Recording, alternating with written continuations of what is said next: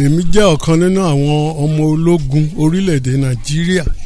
àìsàn mọ́ sójà ó dùn mí o mo ṣayá sójà mo yọ ṣẹ̀ṣẹ̀ mo sáré wọ báràkì lọ jagun ire o ire o. nínú ìrìnkèrindò ilẹ̀ Yorùbá ní abala ìtàn ilẹ̀ wa ni a ti ṣe alábàápàdé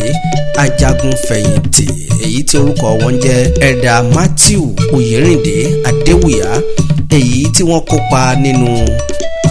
civil war orílẹ̀-èdè Nàìjíríà èyí tí a mọ̀ sí Biafran war ní ọdún 1967 sí ọdún 1970. ìlú Àgbàdo Èkìtì ńlá ti bára wa yìí tí a ti ń fọ̀rọ̀ ń jomi tó rọrọ̀ pẹ̀lú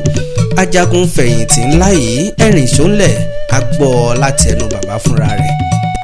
mo kí yín pé ẹ kú àbọ̀ sí ìlú Àgbàdo Òkè Sàndà láwọ̀ yìí. so èmi ni ẹ̀dà Matthew Oyèrìndé Adewuya. mo ṣiṣẹ́ ìjọba. mo láyọ̀ láti sọ fún yín pé èmi jẹ́ ọ̀kan nínú àwọn ọmọ ológun orílẹ̀-èdè Nàìjíríà tí ìwọ iṣẹ́ mi nínú ológun tó jẹ́ 1963 ní nọ́mbà wa lẹ́yìn ìgbà tí a bá ti mú ti àwọn tó ti lọ sí Hitler tí wọ́n ti kúrò. The first Republic of Nigeria is 1963. So gbogbo àwa tí a wọ ogun ní àkókò gbà yẹn through àkókò gbà yẹn òun náà ni ó wà lórí orúkọ wa. tí a bá fẹ́ pè mí báyìí nínú àmì báyìí am 63 NA Nigeria Army. àwọn fọ́sẹ̀tì ní ìlú Àgbàdo níbí àwọn ni wọ́n fọ̀ sí wa. so mo dúpẹ́ lọ́wọ́ Ọlọ́run mo ní ìrírí púpọ̀ nínú iṣẹ́ ológun lórí àsìkò tí a wọ ogun àsìkò tí a ń jà fún òmìnira orílẹ̀-èdè yìí ni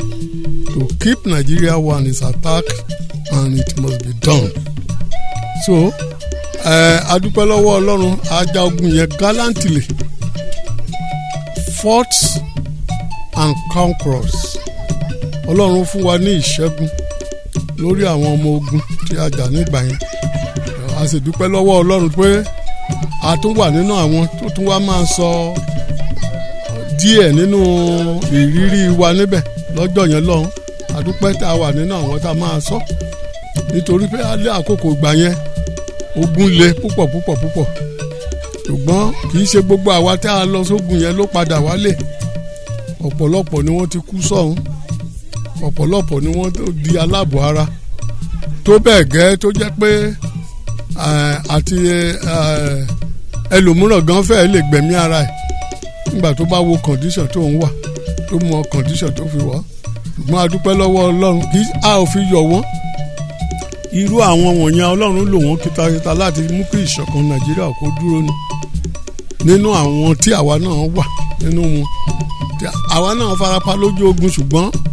Ọlọ́run ò jẹ́ kí ìfarapa wa kó léwu jù tó bẹ́ẹ̀ jù bẹ́ẹ̀ lọ. àti mo tẹ̀ kọ́kọ́ fẹ́ wọn gan tí mo dé ọ̀dọ̀ wọn ní báràkì àmì ẹ̀rù ń bà mí táwọn sójà bá ti ń ti ibi iṣẹ́ bọ̀ àbí kan tán ń lọ àyà mi á máa já pìpìpì pé mo kóra mi sí wàhálà lélẹ́yìí o. ìgbéyàwó mi dáa pẹ̀lú ẹ̀ inú mi dùn ayọ̀ mi sì kún wọ́n tọ́jú àwọn òbí mi. tí owó náà gbọ́ pé bí ọmọ ò bá bá ìtàn á bá àrọ́bá sì ní bàbá ìtàn wọ́n á máa gbọ́ nígbà tí wọ́n á dàṣà pé ó lekú ìjà ọ̀rẹ́ pé ojú lekú ìjà ọ̀rẹ́. so ibi táwa ti bá wọn jagun a bá wọn jagun lé títí láti Àsàbà lọ sí Òmùlédè àti gbogbo bí báwọn yẹn lọ sí Gbúzọ̀ so lé in the eastern part of the country.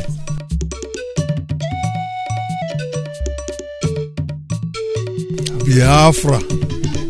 bẹ́ẹ̀ ni Benjamin Adékúnlé bẹ́ẹ̀ ni ọ̀gá wa ni black scorpion. àwọn ológun gan nìyẹn àwọn ológun tí kì í gbàbọ̀dé ti ológun kì í ṣe pé àwọn ò lọ dúró síbi kan tí wọ́n máa ti ọmọ ẹgbẹ́ wọn pa. ó rí báyìí pé ó hàdí fún àwọn ènìyàn láti dédé wọnú iṣẹ́ ológun torí gbogbo àwọn Boko Haram wọ́n kó wọn wá sí ilẹ̀ South West níbi tí wọ́n gbà pé kò sí ìjà àwọn ọmọ tí wọ́n bá gbà wọ́n á máa kó lọ sọ́hún á lọ máa pa wọ́n. you see all those type of things ìgbà táwa wà nínú iṣẹ́ ológun kò rí bẹ́ẹ̀ are very disciplined. That is why we can conquer. Àwọn bí Tògbómọ̀ṣọ́ mo tún ti orúkọ ẹ̀ nísìnyí. We are there is our commanding officer ìgbà tí a ṣe second divisional officer. So gbogbo àwọn wọ̀nyẹn they are very loyal to the Nigeria. Ṣé ẹni tó bá ti loyal pẹ̀lú Nigeria tá bá ṣe nǹkan kan tá bá rí i pé wọ́n ń ṣe nǹkan kan ó dúró ọwọ́ ìjọba wà ń bẹ̀. Tó bá rí i pé ó kù díẹ̀ káàtó ọwọ́ ìjọba wà ń bẹ̀.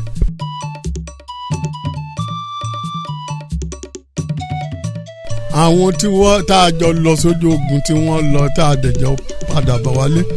ní ìlú Àgbàdo níbí irú wọn ni Stephen Ogunbiyi irú wọn ni Ayọ̀ Ògúnrìndé àbí Ògúnrìndé David irú wọn ni Fẹ́mi Arọ́àjòyè ara àwọn wọ̀nyí tá a jọ lọ ni bọ̀ gbogbo àwọn tí mo sọ fún yín ó ṣe ní láàánú pé wọ́n ti kọjá lọ báyìí wọ́n ti ré kọjá lọ àwọn mate mi tó wà tá a tún jọ wà tá a tún jọ dógún yẹn báyìí kò sí àwọn mate mi mú tá a jọ wà ń bẹ̀ tá a jọ ja ogun yẹn but àwọn tí wọ́n wá rìtáyà lẹ́yìn tí wọ́n mú tá a jẹ́ ọmọ wa kankan àwọn nìkan la lè tọ́ka sí mú ìrẹ́ ẹgbẹ́ wa yìí àwọn náà ti sọdá.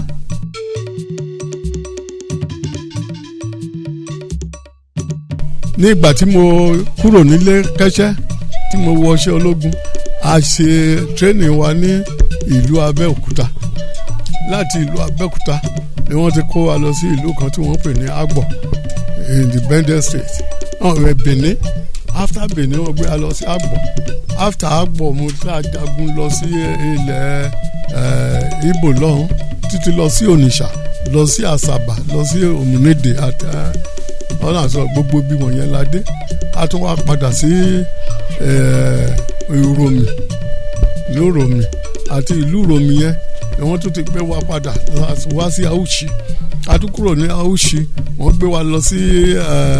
Bendel State níbẹ̀ yẹn wà so ìbẹ̀lẹ̀ a ti kúrò kan tó gbé wa lọ sí Kòtòngúrà àti Kòtòngúrà gbàtàn gbé wa kúrò níbẹ̀ yẹn àwa la lọ ṣe census 73 ní ìlú Kòtòngúrà ibẹ̀ yẹn ni mo ti wá pẹ́ jù gan so gbogbo mo lọ sí Kaduna mo lọ sí Sokoto mo lọ sí Yauri mo lọ sí Azare Gombe lọ sí Jos everywhere nearly everywhere ni mo tọ̀ ní ilẹ̀ Òkè Ọya yìí kó tó di pé mo wá darí sílé so mo wá sí darí sílé báyìí nísìnyí gbogbo pírọ̀dì tí mo lọ láti Òkè Ọya yẹn ó lọ sí bí 25 years tí mo lò ní Òkè Ọya day in and day out. For example irú àwa ìyàwó sójà báyìí a níṣẹ́ a kì í ṣiṣẹ́ kàbátà ọkọ wa bá ti lọ bí iṣẹ́ àwa gbé lúdò síta àtà tó bá tó time tán máa dìbì iṣẹ́ dé oúnjẹ wọn á ti wà rẹ́dì tán bá ti lọ sí ojú ogun tán bá ti lọ kọ́ọ̀sì ìgbà kan wọ́n lọ ṣe kọ́ọ̀sì lódò ọba Ìwó lódò ọba lóríṣiríṣi Auchi Òpèlà tábà ti wà ń lé kò sí nǹkan tá a máa ń ṣe tábà dẹ̀ ń sàárò wọn láà máa kọrin ire o ire o ire o ire o àìsọmọ sójà ó dùn mí o mo ṣayá sójà mo yọ ṣẹṣẹ mo sáré wọ báràkì lọ jagun ire o ire o àìsọmọ sójà ó dùn mí o mo ṣayá sójà mo yọ ṣẹṣẹ mo sáré wọ báràkì lọ jagun tọrọ àárò bá dẹ̀ ti wá sọ wá láti love me before you go thousand kissing before you sleep oh my darling fa mi mọ́ra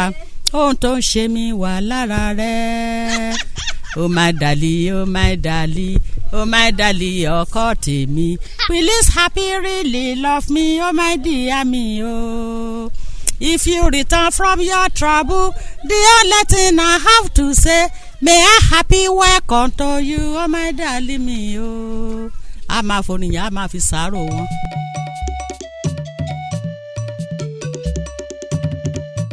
very good mo joyè alàgbà ní 1986 November 2023 ni mo jẹ oyè alàgbà mo sì joyè alàgbà yìí nígbà tí mo wà ní ìlú kan tí a ń pè ní Kòtòngúra so àwọn ìlú mi níbí gan wọ́n yan ni wá síbẹ̀ yẹn láti wá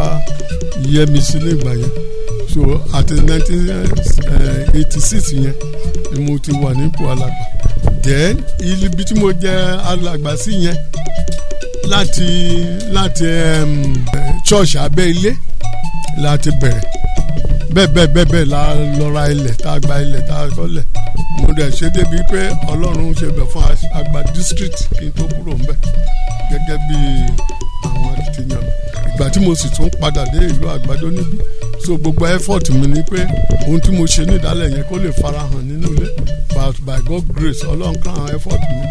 that was 2023 rather ni Ọlọ́run fún wa ní district ní àbí zone ní ìlú Àgbàdo mílíọ̀dẹ̀ tí mo dé sí ìlú Àgbàdo ni mo fight fún district Ọlọ́run dẹ̀ jẹ́ kó ṣeé ṣe Àgbà district ní ìlú Àgbàdo later mo tún fight fún zone by God grace a tún ti gba zone tá a dẹ̀ ti ṣe inauguration zone yẹn.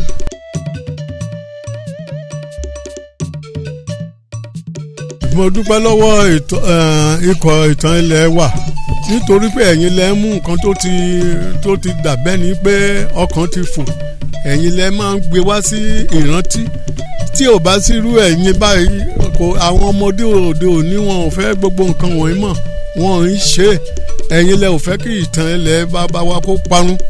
àti ìdílé wa ìdí nìyẹn tí ẹ fi ń gbé kinní wọn ohun tí ẹ ṣe yìí báyìí nísìnyí ó tún ti fi hàn fún àwọn ẹlòmíràn wọn á tún kọ́gbọ́n bẹ̀ so wọn á tún máa ṣe so torí náà a dúpẹ́ lọ́wọ́ yín gidi gan ni Ọlọ́run Israẹli á máa fún yín ṣe